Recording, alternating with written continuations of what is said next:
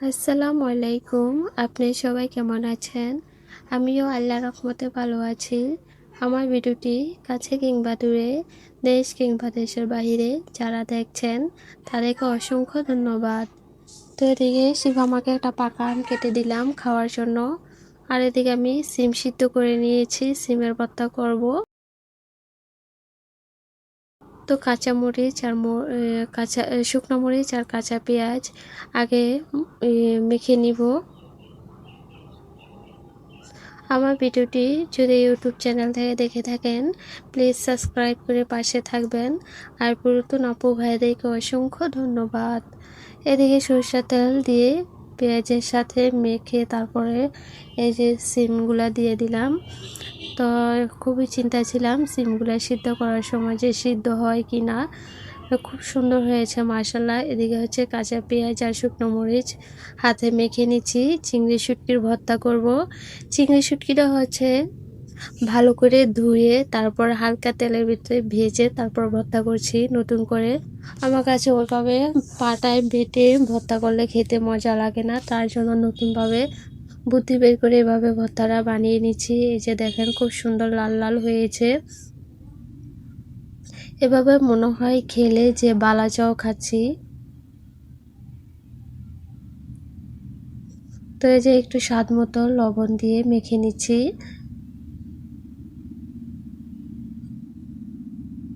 এই ভর্তাটা খেতে এত মজা হয়েছে কি বলবো।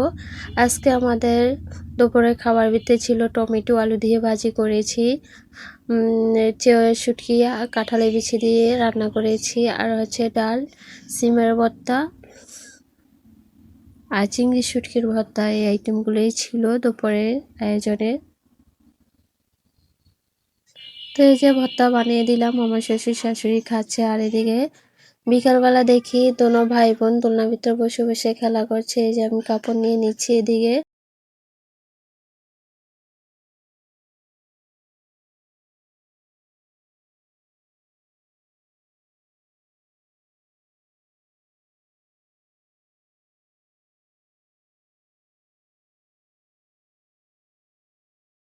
এদিকে দেখেন দুনো মা মেয়ে শুয়ে আছে নেটের ওপরে।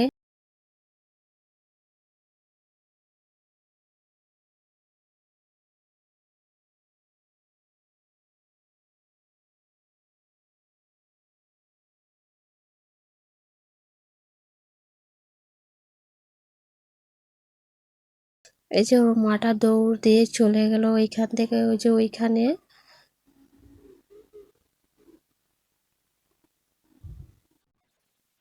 এই বিড়ালগুলো খুবই দুষ্টামি করে, খুব ভালো লাগে আর কি।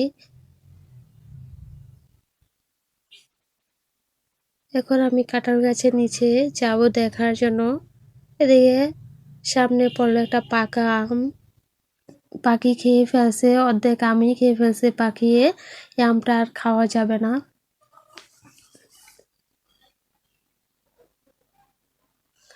তো কাঁঠাল গাছের নিচে গিয়ে দেখছি কাঁঠালটা আসলে পেকে গিয়েছে কিনা। দুই সাইডে করিয়ে খেয়ে ফেলছে, আসলে কাঁঠালটা পারলে পেকে যাবে, তার জন্য দেখছি আর কি আসলে কাটার উপযুক্ত হয়েছে কিনা। তো লোকও নাই যে কাঁঠালটা কেটে নিবে গাছ থেকে। তো সকালেও দেখি বিকালেও দেখি কাঁঠালটা নজরের উপরে আছে আর কি। তো আমার হাঁসগুলা দেখার জন্য আমি যাচ্ছি ওই কোনার ভিতরে, হাঁসগুলা পুকুরের ভিতরে। এদিকে চোখে পড়লো কাকি পুঁইশাকে গাছে মানে চারোর সাইডে চিংলা দিয়ে দিয়েছে যেন উপরে বেয়ে যেতে পারে আর কি। তো এই যে আমি এখানে চলে আসলাম।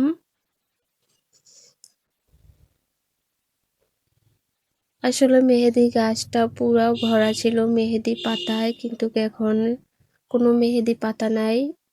এই যে দেখেন আমার হাঁসগুলো ওই যে কোনায় চলে যাবে।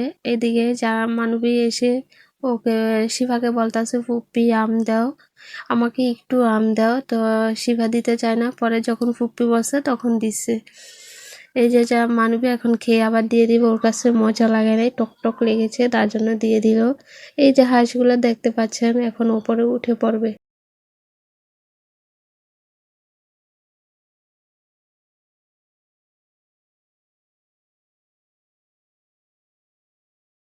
তো এদিকে মেহেদি গাছটা দেখে অত ভালো লাগে না, সবগুলো মেহেদি পাতা ছিঁড়ে নিয়ে গিয়েছে, কে জানে একবারে ঝাঁঝরা করে দিয়েছে গাছটা। খুব সুন্দর ছিল কিছুদিন আগে আমি যখন মেহেদি পাতা ছিঁড়ি তখন।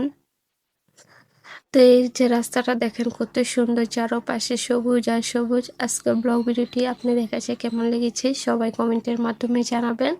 আজকের ভিডিও এই পর্যন্তই, আল্লাহ হাফেজ।